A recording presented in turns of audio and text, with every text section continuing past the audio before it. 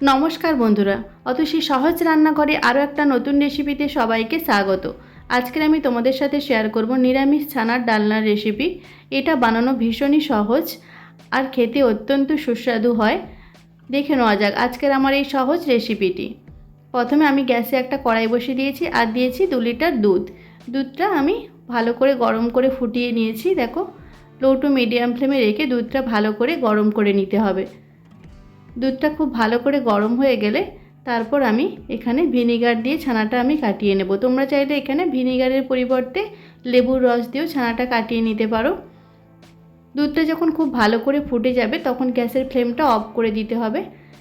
দুধটা আমি খুব ভালো করে ফুটিয়ে গ্যাসের ফ্লেমটা আমি অফ করে দিয়েছি। তারপর আমি একটা বাটির মধ্যে 4 চামচ ভিনিগার আর 4 চামচ জল ভালো করে মিশিয়ে নিয়ে অল্প অল্প দুধের মধ্যে দিয়ে এইভাবে একটা চামচ দিয়ে অনবরত নাড়তে থাকবো। তারপর ছানাটা আমি কাটিয়ে নেব। দেখো, প্রয়োজন মতো ভিনিগারটা দিতে হবে, খুব বেশি দিলে ছানাটা শক্ত হয়ে যাবে। অল্প অল্প দিতে হবে আর অনবরত একটা চামচ দিয়ে নাড়তে হবে। দেখো, ছানাটা আমার ভালোভাবে কেটে গেছে। এখন আমি একটা সুতির কাপড় দিয়ে ছানাটা খুব ভালো করে ছেঁকে নিতে হবে। তারপর জল দিয়ে ছানাটা খুব ভালো করে ধুয়ে নিতে হবে যাতে ভিনিগারের টক ভাবটা ধুয়ে যায়। এইভাবে জল দিয়ে ভালো করে ধুয়ে দেখো, এইভাবে চেপে চেপে এক্সট্রা জলটা বের করে দিতে হবে। তারপর এইভাবে আমি 30 মিনিট একটা জায়গায় আমি ঝুলিয়ে রেখে দেবো যাতে ছানার এক্সট্রা জলটা একদম বেরিয়ে যায়। এদিকে আমি একটা বাটি নিয়েছি আর কিছুটা পরিমাণ আমি আদা গ্রেট করে নিয়েছি।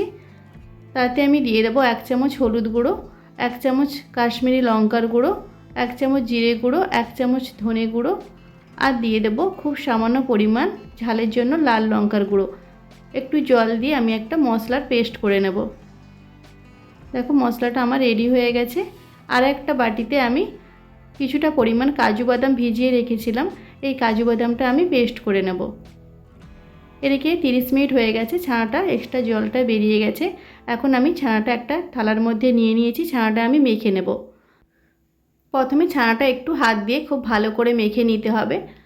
ভালো করে ছানাটা মাখা হয়ে গেলে এখানে আমি কিছু মশলা ব্যবহার করব। দেখো, আমি দিয়ে দেবো স্বাদ মতো লবণ, দিয়ে দেবো খুব সামান্য পরিমাণ লঙ্কার গুঁড়ো, 1/2 চামচ জিরে গুঁড়ো, 1/2 চামচ গরম মশলার গুঁড়ো আর দিয়ে দেবো খুব সামান্য পরিমাণ গোলমরিচের গুঁড়ো, দিয়ে দেবো স্বাদ মতো চিনি আর দিয়ে দেবো ময়দা। এখানে আমি 3 চামচের মতো ময়দা আমি ব্যবহার করেছি। বেশি ময়দা ব্যবহার করা যাবে না, তাহলে ছানার বড়াগুলো শক্ত হয়ে যাবে। এই সব কিছু মশলা দিয়ে ছানাটা আবারও খুব ভালো করে মেখে নিতে হবে। একদম সফট করে ছানাটা মেখে নিতে হবে। খুব ভালো করে ছানাটা মাখা হলে ছানার ডালনাটাও খুব বেশি সফট হবে আর খেতেও অনেক বেশি ভালো হবে। দেখো, ছানাটা আমি খুব ভালো করে মেখে নিয়েছি। এখন হাতে আমি একটু ঘি মেখে নিয়েছি। তারপর অল্প অল্প এরকম লেচিক নিয়ে আমি ছানার বড়াগুলো বানিয়ে নেব। আমি এখানে একটু চ্যাপটা চ্যাপটা এইভাবে বড়াগুলো বানাচ্ছি। তোমরা চাইলে এখানে গোল গোল করেও বানাতে পারো, আবার একটু লম্বা করেও বানাতে পারো। তোমাদের যেমন পছন্দ ঠিক সেভাবেই ছানার বড়াগুলো বানিয়ে নিতে পারো। এইভাবে সমস্ত ছানার বড়াগুলো আমি বানিয়ে নেব। দেখো, সমস্ত ছানার বড়াগুলো এইভাবে আমি রেডি করে নিয়েছি। তারপর এগুলোকে আমি ভেজে নেব। ছানার বড়াগুলো ভাজার জন্য আমি গ্যাসে একটা কড়াই বসিয়ে দিয়েছি আর দিয়েছি সাদা তেল। তেলটা খুব ভালো করে আমি গরম করে নিয়েছি। তেলটা ভালো করে গরম হয়ে গেলে তারপর আমি একটা একটা ছানার বড়াগুলো দিয়ে দেব। ছানার বড়াগুলো লো টু মিডিয়াম ফ্লেমে ভাজতে হবে। হাই ফ্লেমে ভাজলে তাহলে বড়াগুলো খুব তাড়াতাড়ি পুড়ে যেতে পারে, তাই লো টু মিডিয়াম ফ্লেমে রেখে ছানার বড়াগুলো এরকম লাল লাল করে ভেজে নিতে হবে। দু সাইড উল্টে পাল্টে এরকম লাল লাল করে বড়াগুলোকে ভেজে নিতে হবে। এইভাবে উল্টে পাল্টে আমি লাল লাল করে বড়াগুলোকে ভেজে নিয়েছি। এখন আমি এই বড়াগুলো একটা প্লেটে আমি নামিয়ে নেব আর বাকি যে বড়াগুলো আছে সেগুলো আমি সেমভাবে ভেজে নেব। সমস্ত ছানার বড়াগুলো আমি একইভাবে ভেজে নেব। যে কোনো নিরামিষ দিনে তোমরা এই ছানার ডালনা বানাতে পারো, ভীষণ ভালো খেতে হয়। আর দেখেই তোমরা বুঝতে পারছো যে এটা বানানো কতটা সহজ। দেখো, সমস্ত ছানার বড়াগুলো আমি ভেজে নিয়েছি আর তেলটা আমি একটু কমিয়ে নিয়েছি। তারপর ওই তেলেই আমি দিয়ে দেবো গোটা গরম মশলা ফোড়ন, 2টো এলাচ, 2টো লবঙ্গ আর একটু দারচিনি আমি ফোড়নে দিয়েছি। তারপর আমি যে মশলাটা আমি রেডি করে রেখেছিলাম সেই মশলাটা আমি দিয়ে দিয়েছি। মশলাটা দিয়ে খুব ভালো করে আমি কষিয়ে নিয়েছি। এখন আমি কয়েকটা কাঁচা লঙ্কা আমি দিয়ে দিলাম ঝালের জন্য। তোমরা তোমাদের ঝালটা তোমাদের প্রয়োজন মতোই দিয়ে দেবে। তারপর খুব ভালো করে মশলার সাথে কষিয়ে নিতে হবে। যেহেতু আদা আছে, আদার কাঁচা গন্ধ চলে যাওয়া পর্যন্ত মশলাটা খুব ভালো করে আমি কষিয়ে নিয়েছি। মশলাটা ভালো করে কষানো হয়ে গেলে আমি দিয়ে দেবো একটা গোটা টমেটো বাটা। এই টমেটো বাটাটা দিয়েও মশলার সাথে খুব ভালো করে কষিয়ে নিতে হবে।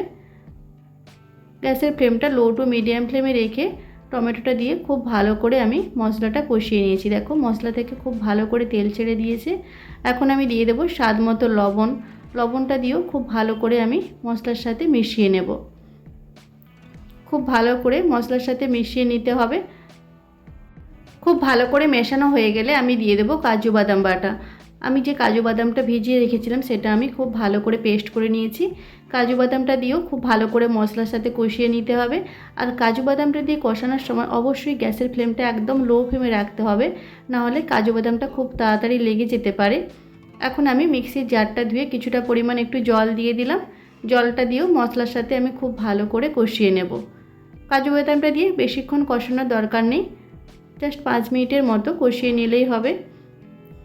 দেখো খুব ভালো করে আমি মশলার সাথে কাজু বাদামটা দিয়ে কষিয়ে নিয়েছি। এখন আমি দিয়ে দেবো গ্রেভির জন্য জল। যতটা পরিমাণে গ্রেভি রাখবে ঠিক ততটা পরিমাণে জল দিয়ে দিতে হবে। জলটা দিয়ে খুব ভালো করে মশলার সাথে মিশিয়ে নিতে হবে। খুব ভালো করে মশলার সাথে জলটা দিয়ে মিশিয়ে নিতে হবে। তারপর গ্যাসের ফ্লেমটা মিডিয়াম ফ্লেমে রেখে 5 মিনিটের মতো গ্রেভিটা ফুটিয়ে নিতে হবে। গ্রেভিটা আমি খুব ভালো করে 5 মিনিটের মতো ফুটিয়ে নিয়েছি। দেখো ভালো করে গ্রেভিটা ফুটে গেলে আমি দিয়ে দেবো খুব সামান্য পরিমাণ চিনি। যেহেতু নিরামিষ রান্না তাই একটু মিষ্টি মিষ্টি ভালো লাগে, তবে চিনিটা যদি তোমরা বাদ দাও অবশ্যই বাদ দিতে পারো, তবে চিনিটা দিলে খেতে অনেক বেশি ভালো হয়। চিনিটা দিয়েও আমি কিছু সময় একটু ফুটিয়ে নিয়েছি। ভালো করে ফুটে গেলে আমি ভেজে রাখা ছানার বড়াগুলো দিয়ে দেব। সমস্ত ছানার বড়াগুলো আমি দিয়ে দেব। ছানার বড়াগুলো দিয়ে মিডিয়াম ফ্লেমে 5 মিনিটের মতো ফুটিয়ে নিলেই রেডি হয়ে যাবে দারুণ স্বাদের ছানার ডালনা। ছানার বড়াগুলো দিয়ে বেশিক্ষণ ফোটানোর দরকার নেই, তাহলে বড়াগুলো শক্ত হয়ে যেতে পারে। তাই 5 মিনিটের মতো ফুটিয়ে নিলেই হবে। দেখো খুব ভালো করে আমি ছানার বড়াগুলোকে ফুটিয়ে নিয়েছি। এখন আমি দিয়ে দেবো 1 চামচ ঘি। নিরামিষ রান্নায় একটু ঘি ব্যবহার করলে স্বাদ ও গন্ধ দুটোই ভীষণ ভালো হয়। সবশেষে আমি দিয়ে দেবো আমি কিছুটা পরিমাণ দুধের স্বর একটু ফেটিয়ে রেখেছিলাম, সেই দুধের স্বরটা আমি দিয়ে দেব। এতে তরকারির স্বাদটা অনেক বেশি ভালো হবে। তোমাদের কাছে যদি ফ্রেশ ক্রিম থাকে তবে একটু ফ্রেশ ক্রিম দিয়ে দিতে পারো, তবে আমি বাড়িতে থাকা সমস্ত উপকরণ দিয়ে আজকের আমি রান্নাটা দেখানোর চেষ্টা করেছি। এখন আমি গ্যাসটা অফ করে দেব। তারপর আমি একটা প্লেটে সার্ভ করে দেখাচ্ছি। দেখো ছানার বড়াগুলো কতটা সুন্দর হয়েছে, একদম নরম তুলতুলে হয়েছে। এটা গরম ভাত, রুটি, পরোটা যে কিছুর সাথে তোমরা সার্ভ করতে পারো, ভীষণ ভালো খেতে হবে।